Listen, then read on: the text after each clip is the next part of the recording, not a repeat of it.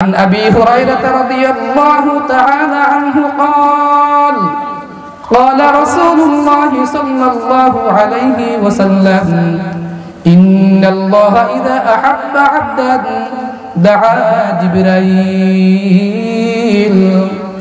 হযরত আবু হুরায়রা রাদিয়াল্লাহু তাআলা আনহু থেকে বর্ণিত তিনি বলেন রাসূল খুদা সাল্লাল্লাহু আলাইহি ওয়াসাল্লাম বলেছেন নিশ্চয় আল্লাহ জাল্লা শানুহু ওয়া আম্মা নাওয়ালুহু যে মানুষকে মহব্বত করেন ভালোবাসেন তখন জিবরাইল ফেরেশতাকে আল্লাহ তাবারক ওয়া তাআলা ডেকে বলেন ক্বালা আনা ক্বালা ইন্নী উহিব্বু ফুলানান ফাহিব্বাহু হে জিবরাইল ফেরেশতা তুমি জেনে রাখো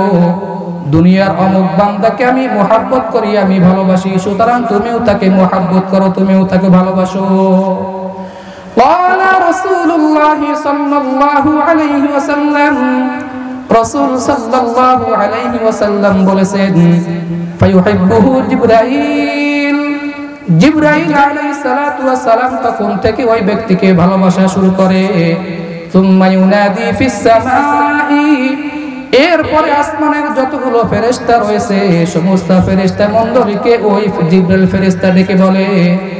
হে আমার ফেরেশতারা হে আমার অনুসারী ফেরেশতারা তোমরা শুনে নাও ইন্নাল্লাহা ইউহিব্বু ফুলানান নিশ্চয় আল্লাহ জাল্লা শানুহু ওয়া আম্মা নাওয়ালুহু অমুক ব্যক্তিকে ভালোবাসে মহব্বত করে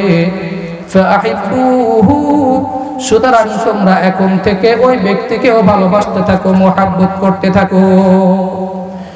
এরপরে আসমানের সমস্ত ফেরেশতারা দুনিয়ার ওই ব্যক্তিকে মহব্বত করতে থাকে ভালোবাসতে থাকে قال رسول الله صلى الله عليه وسلم ثم يوضع له القبول في الارض এইভাবে আল্লাহ জাল্লা শানুহু ওয়া আম্মা নাওয়ালুহু ওই ব্যক্তির ভালোবাসা মহব্বত দুনিয়ার প্রত্যেকটি মানুষের অন্তরে বিস্তার করে দেন দুটি আমল করলে আল্লাহ তাবারক ওয়া তাআলা দুনিয়ার সমস্ত ঈমানদার মুমিন মুসলমানদেরকে 6টি পুরস্কারে পুরস্কৃত করবেন এর মধ্যে এক নাম্বার যেই পুরস্কার সেটা হলো আল্লাহ তাবারক ওয়া তাআলা জান্নাতুল ফিরদাউসের মধ্যে প্রবেশ করাবেন এবার কোরআনকে জিজ্ঞাসা করলাম কোরআন যদি কোন মানুষ দুনিয়ার মধ্যে ঈমান গ্রহণ করে নেক আমল করে তাহলে ওই ব্যক্তি কাল কিয়ামতের ময়দানে কোথায় যাবে কোরআনুল কারীম জবাব দেয় যেই মানুষগুলো ঈমান আনয়ন করবে নেক আমল করবে আল্লাহ তাবারক ওয়া তাআলা তাদেরকে জান্নাতুল ফিরদাউসের মেহমান বানাবেন আল্লাহ তাআলা বলেন ইন্নাল্লাযীনা আমানু ওয়া আমিলুস সালিহাত কানাত লাহুম জান্নাতুল ফিরদাউসি নুজুলা নিশ্চয় যারা ঈমান করবে নেক আমল করবে আল্লাহ তাবারক ওয়া তাআলা তাদেরকে জান্নাতুল ফিরদাউসের মধ্যে মেহমানদারি করবে এবার কোরআনকে জিজ্ঞাসা করলাম কোরআন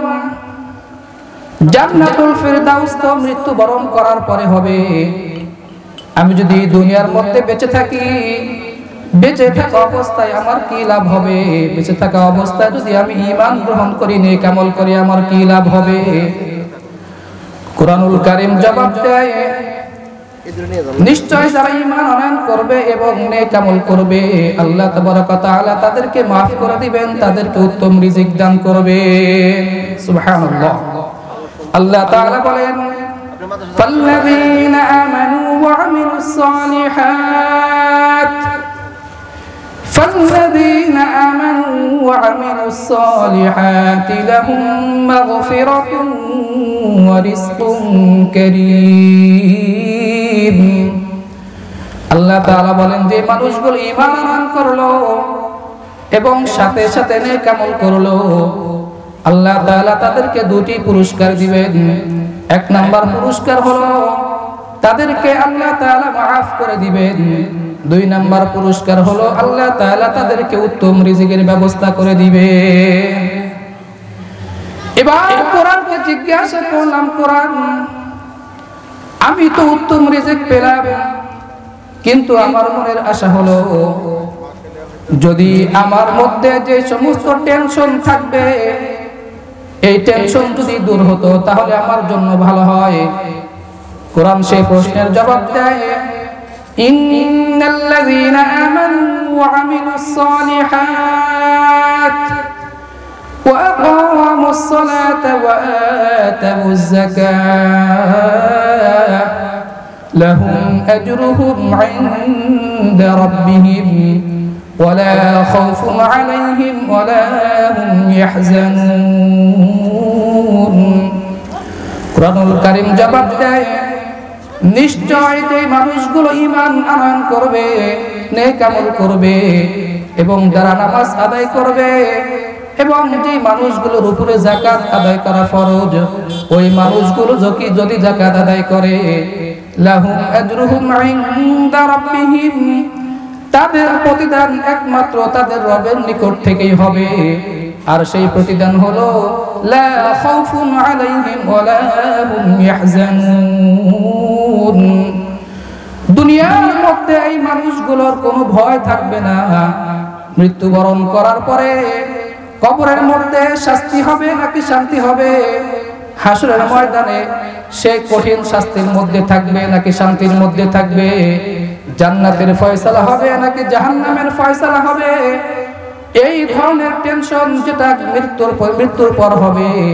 ওই টেনশনও করতে হবে না। দুনিয়ার মধ্যে নিজে কিভাবে চলবে, সন্তান সন্ততিকে কিভাবে চালাইবে, এ ব্যাপারেও বিন্দু মাত্র টেনশন থাকবে না। ঈমানদার ব্যক্তিকে আল্লাহ জাল্লা শানুহু ওয়া আম্মা নাওয়ালুহু টেনশন মুক্ত, চিন্তা মুক্ত জীবন যাপন করার তৌফিক দান করবে।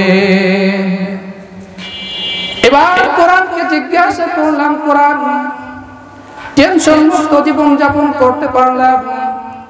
কিয়ামতের ময়দানেও কোনো টেনশন করতে হবে না, দুনিয়াতেও কোনো টেনশন করতে হবে না। কিন্তু আমার মনের আশা হলো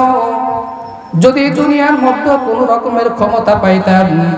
তাহলে মানুষদেরকে একটু দাপট দেখাইতাম, ক্ষমতা দেখাইতাম, রাজত্ব করতাম, মানুষদেরকে ভালো পথে চলার জন্য ক্ষমতা ব্যবহার করতাম।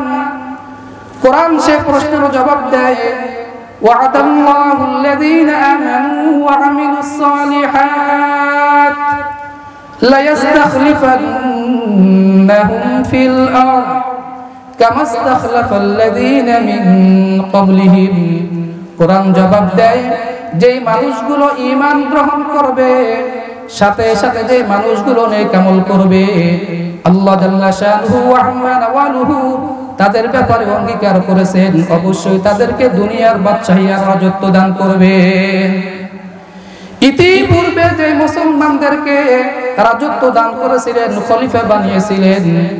এখনো যদি দুনিয়ার কোন মুসলমান ঈমান গ্রহণ করে, নেক আমল করে, আল্লাহ তাআলার ওয়াদা তাদেরকেও দুনিয়ার মধ্যে এখনো সেই রাজত্ব আর ক্ষমতা দান করবে। এবার পুনরায় কোরআনকে জিজ্ঞাসা করলাম, ও কোরআন, দুনিয়ার মানুষ আমাকে একটু মহব্বত করুক, ভালোবাসুক, আমি এটা চাই। কোরআন তার জবাব দেয়, ইন্নাল্লাযীনা আমানু ওয়া আমিলুস সালিহাত সায়াজআলু লাহুমুর রাহমানু বুদ্দা। নিশ্চয় দুনিয়ার যে মানুষগুলো ঈমান গ্রহণ করবে, ঈমান গ্রহণ করার পাশাপাশি যারা নেক আমল করবে, কোরআন তাদের ব্যাপারে বলে, দয়াময় প্রভু আল্লাহ জাল্লা শানুহু ওয়া আম্মা নাওয়ালুহু দুনিয়ার সমস্ত মানুষের মধ্যে ওই ব্যক্তির ব্যাপারে ভালোবাসা, মুহাব্বত সৃষ্টি করে দিবে। আন আবি হুরায়রা রাদিয়াল্লাহু তাআলা আনহু قال قال رسول الله صلى الله عليه وسلم إن الله إذا أحب عبدا دعا جبرائيل। হযরত আবু হুরায়রা রাদিয়াল্লাহু তাআলা আনহু থেকে বর্ণিত, তিনি বলেন রাসূল খুদা সাল্লাল্লাহু আলাইহি ওয়াসাল্লাম বলেছেন, নিশ্চয় আল্লাহ জাল্লা শানুহু ওয়া আম্মা নাওয়ালুহু যে মানুষকে মুহাব্বত করেন, ভালোবাসেন, তখন জিবরাইল ফেরেশতাকে আল্লাহ তাবারক ওয়া তাআলা ডেকে বলেন, ক্বালা ইন্নী উহিব্বু ফুলানান ফাহিব্বাহু, হে জিবরাইল ফেরেশতা, তুমি জেনে রাখো দুনিয়ার অমুক বান্দাকে আমি মুহাব্বত করি, আমি ভালোবাসি, সুতরাং তুমিও তাকে মুহাব্বত করো, তুমিও তাকে ভালোবাসো। ক্বালা রাসূলুল্লাহ সাল্লাল্লাহু আলাইহি ওয়াসাল্লাম, রাসূল সাল্লাল্লাহু আলাইহি ওয়াসাল্লাম বলেছেন, ফায়ুহিব্বুহু জিবরাইল, জিবরাইল আলাইহিস সালাতু ওয়াস সালাম তখন থেকে ওই ব্যক্তিকে ভালোবাসা শুরু করে। সুম্মা ইউনাদি ফিস সামাই, এরপরে আসমানের যতগুলো ফেরেশতা রয়েছে সমস্ত ফেরেশতা মণ্ডলীকে ওই জিবরাইল ফেরেশতা ডেকে বলে, হে আমার ফেরেশতারা, হে আমার অনুসারী ফেরেশতারা, তোমরা শুনে নাও, ইন্নাল্লাহা ইউহিব্বু ফুলানান, নিশ্চয় আল্লাহ জাল্লা শানুহু ওয়া আম্মা নাওয়ালুহু অমুক ব্যক্তিকে ভালোবাসে, মুহাব্বত করে। ফাআহিব্বুহু, সুতরাং তোমরা এখন থেকে ওই ব্যক্তিকেও ভালোবাসতে থাকো, মুহাব্বত করতে থাকো। এরপরে আসমানের সমস্ত ফেরেশতারা দুনিয়ার ওই ব্যক্তিকে মুহাব্বত করতে থাকে, ভালোবাসতে থাকে। ক্বালা রাসূলুল্লাহ সাল্লাল্লাহু আলাইহি ওয়াসাল্লাম, সুম্মা ইউদউ লাহুল কবুলু ফিল আরদ, এইভাবে আল্লাহ জাল্লা শানুহু ওয়া আম্মা নাওয়ালুহু ওই ব্যক্তির ভালোবাসা, মুহাব্বত দুনিয়ার প্রত্যেকটি মানুষের অন্তরে বিস্তার করে দেন। অর্থাৎ যদি কোন মানুষ ঈমানদার এবং পরিপূর্ণ ঈমানদার নেক আমলকারী হয়, আল্লাহ জাল্লা শানুহু ওয়া আম্মা নাওয়ালুহু ওই ব্যক্তিকে ভালোবাসেন,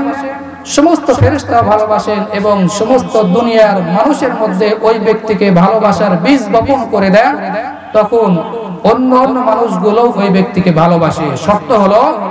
1 নাম্বার ঈমান গ্রহণ করতে হবে, 2 নাম্বার নেক আমল করতে হবে। আল্লাহ জাল্লা শানুহু ওয়া আম্মা নাওয়ালুহু আমাদের সকলকেই